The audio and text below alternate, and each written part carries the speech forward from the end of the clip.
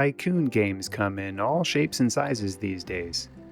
Well, what if there was a Tycoon game that was shaped like a giant farm, complete with animal husbandry, seasonal workers, and all the crops you can imagine? Watch on and find out.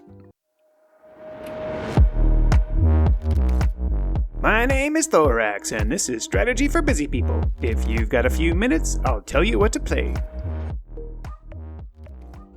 Note, I take journalistic integrity seriously. The developer reached out to me and asked me to take a look at this game, but I don't let that color my review. Sim Farm came out in 1993, building on the immense success of SimCity.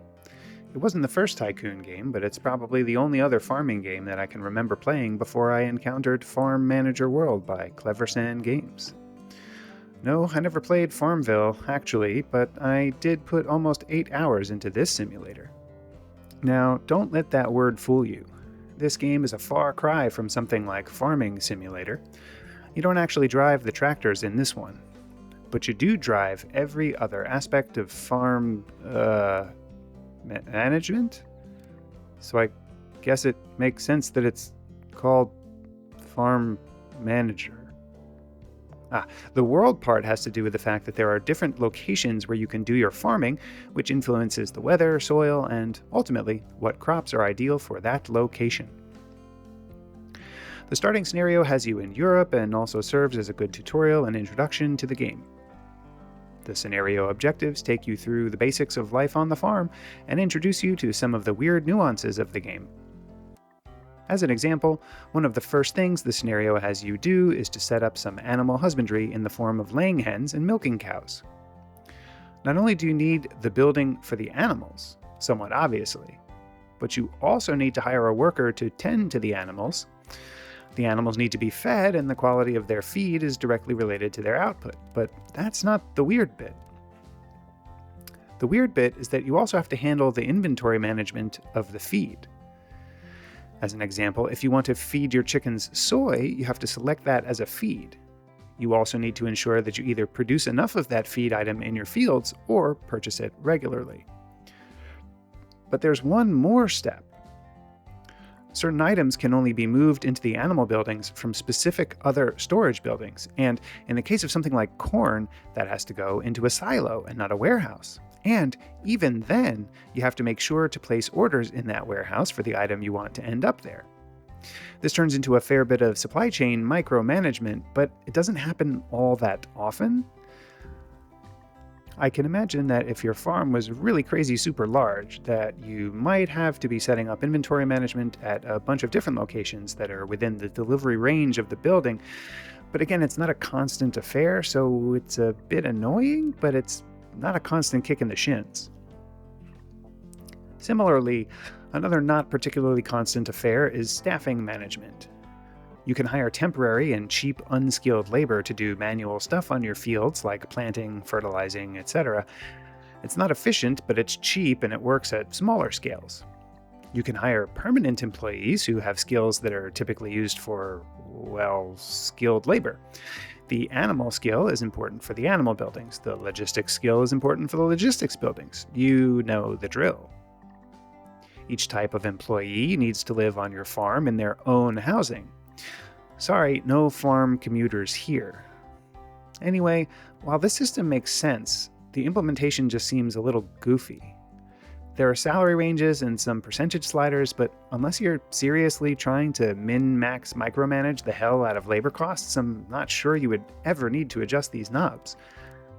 One thing I definitely did hate about this was the fact that the year is treated as a fixed entity and temporary staffing can only be hired between January and December.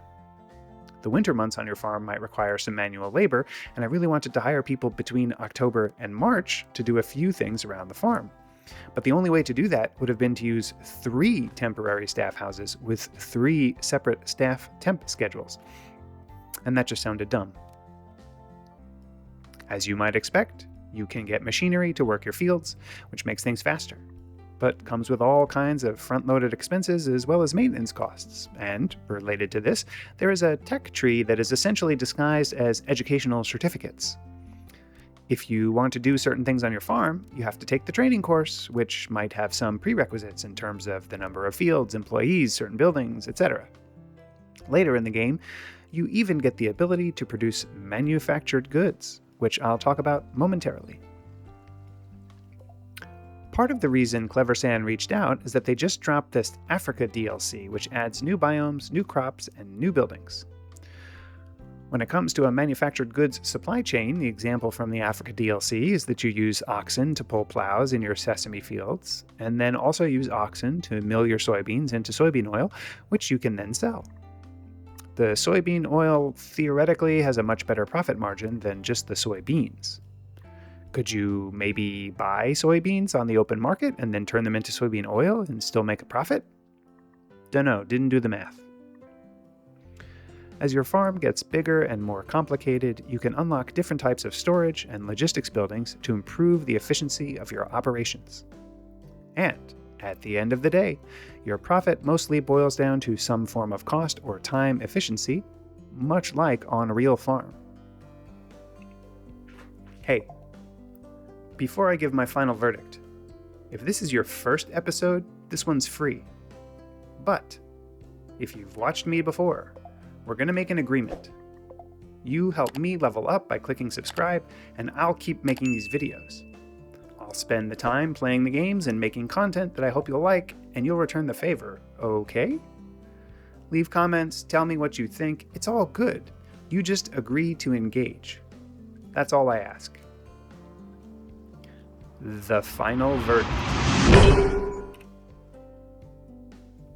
While I did put 8 hours into this game, I gotta say that I found the scenarios and campaigns to be a little bit grindy. Even on the fastest game settings, I was often just waiting for many minutes at a time, watching my little people or machines trundle around the farm until something happened. Oh, you need to sell 500 liters of milk? Hurry up and wait. Oh, you need to harvest 10,000 kilograms of grass? Hurry up and wait. But, to be honest, I think I have this hurry up and wait problem with every builder/simulator/tycoon game I've ever played. The fastest settings are never fast enough. On my trademarked 3-point score scale of avoid, meh, and I forgot to eat. It's a farming game, so you know there was plenty of food. While it sounds like I'm complaining a fair bit, I did find myself wanting to go back to the game and try some of the scenarios, or even just do a free play mode to see how huge a farm I could build. So for that, I have to score it well. Ultimately, though, I got tired of waiting for the milk to be ready for market, so I just went to the fridge and got some. Gotta hit those protein goals.